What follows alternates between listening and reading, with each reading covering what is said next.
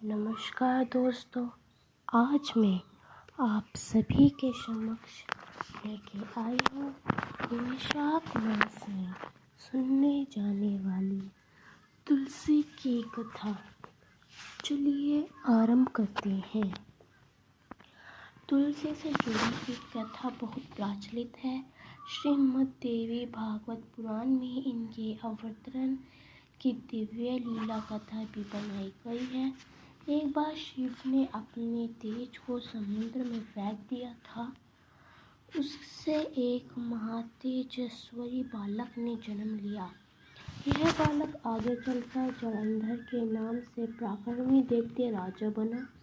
इसकी राजधानी का नाम जलंधर नगरी था। दैत्य कालनेमी की कन्या वृंदा का विवाह जलंधर से हुआ। जलंधर महाराक्षस था। अपनी सत्ता के मद में चूर उसने माता लक्ष्मी को पाने की कामना से युद्ध किया, परंतु समुद्र से ही उत्पन्न होने के कारण माता लक्ष्मी ने उसे अपने भाई के रूप में स्वीकार किया।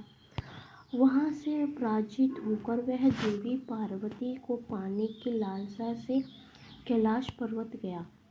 भगवान देवी देव शिव का ही रूप धर कर माता पार्वती के समीप गया, परंतु मां ने अपने योग बल से उसे तुरंत पहचान लिया तथा वहां से अंतर्धानी हो गई।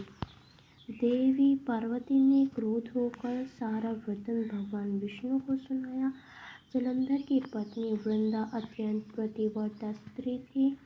उसी के पतिव्रत धर्म की शक्ति से जलंधर ने तो मारा जाता है और न ही पराजित होता है।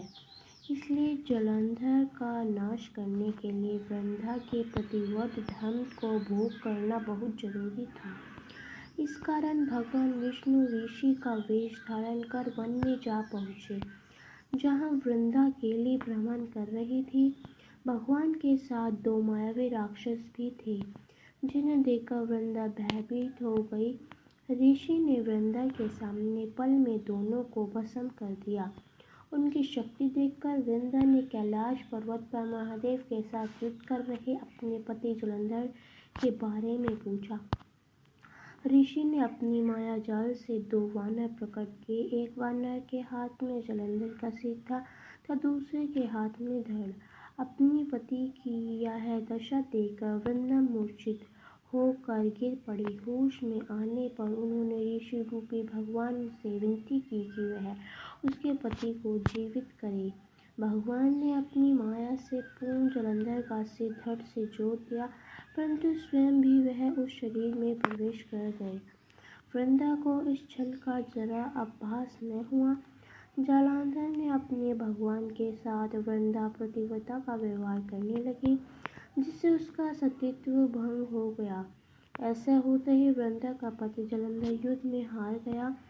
इस सारी लीला का जब वृंदा को पता चला तो उसने क्रोध होकर भगवान विष्णु को शीला होने का श्राप दे दिया तथा स्वयं सती हो गई। जहाँ वृंदा भस्म हुई वहाँ तुलसी का पौधा उगा। भगवान विष्णु ने वृंदा से कहा, हे वृंदा, तुम अपने सतीत्व के कारण मुझे लक्ष्मी से भी अधिक प्रिय हो गई हो। अब तुम तुलसी के रूप में सदा मेरे साथ रहोगी। जो मनुष्य भी मेरे शालिग्राम रूप के साथ तुलसी का विवाह करेगा, उससे इस लोक में और परलोक में विपुल यश प्राप्त होता है। जिस घर में तुलसी होती है वहाँ यम के दूत भी असमय नहीं जा सकते। गंगा वह नर्मदा के जल में स्नान तथा तुलसी का पूजन बराबर माना जाता है। चाहे मनुष्य कितना भी पापी क्यों न हो, मृत्यु के समय जिसके प्राण मंजरी रही तुलसी और गंगा जल मुख में रखकर निकल जाते हैं, वह पापों से मुक्त हो वैकुंठ धाम को प्राप्त होता है। जो मनुष्य तुलसी व आंवलों की छाया में अपने पितरों को श्रद्धा करता है, उसके पितृ मोक्ष को प्राप्त होते हैं। उसी दैत्य जलंधर की यह भूमि जलंधर के नाम से विख्यात है।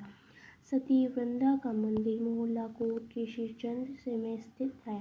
कहते हैं इस स्थान पर एक प्राचीन गुफा थी जो सीधे हरिद्वार तक जाती थी।